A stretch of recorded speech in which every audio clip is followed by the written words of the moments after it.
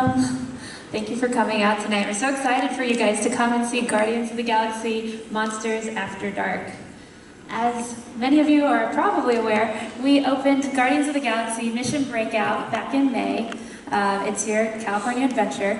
And in this attraction, we helped the Guardians break out of the Collector's Fortress because we were recruited by Rocket to help him break out his friends. So it's a prison break story where we escape from the Collector. And we have multiple different versions of that breakout experience for our guests to try. So, with Monsters After Dark, as guests are coming back, they are literally coming back moments later after the Mission Breakout mission. So they have, in Mission Breakout, they blew the generator, they opened the cages, they let out all the creatures. Well, that's exactly the state that the fortress is in when they come back minutes later. So as they approach the exterior, they'll see new lighting on the outside. It's in a warning mode, sort of like an emergency mode that, because of us, we put it into. And so you'll see red lights flashing, you'll see electricity that moves up the building, that crackles and pops on the exterior. So that's all new for this attraction. They'll also see that cast members have put on their first responder vests. So our Tavon staff, in such an emergency, would put on their first responder vests. And if you look closely, you'll see that maybe they've seen a little bit of action as they started to try to, get all those creatures back into their cages. So they might have some dirt or some slobber on them as well. But they will tell you, all is well, please come on in. We're continuing the tours, please come on into the fortress. And as you go inside, you'll see that the lobby has shifted.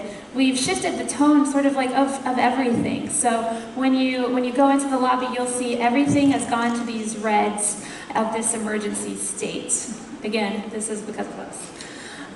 So you'll see them flashing, you'll hear emergency horns. The cage that used to have a living creature in it is kind of closed. The cast members went and put up the drape around it to make sure that it didn't seem like there was anything wrong, but that's because the creatures have escaped. And you'll also see in this display on the far wall where the Collector usually puts his welcome message that it's trying to play, but it's having trouble. So it keeps switching to different feeds throughout the fortress of security cameras.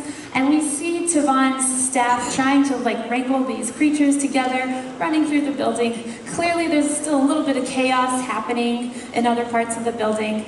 And Afeda, who is the Collector's assistant, will come on every now and then and talk directly to us and try to reassure us that everything is fine while there's all this chaos happening behind her. But the cast members have been told to keep the show running, so they keep letting us go through the building. So they'll usher us into Tavon's office, and here is where we encounter Rocket.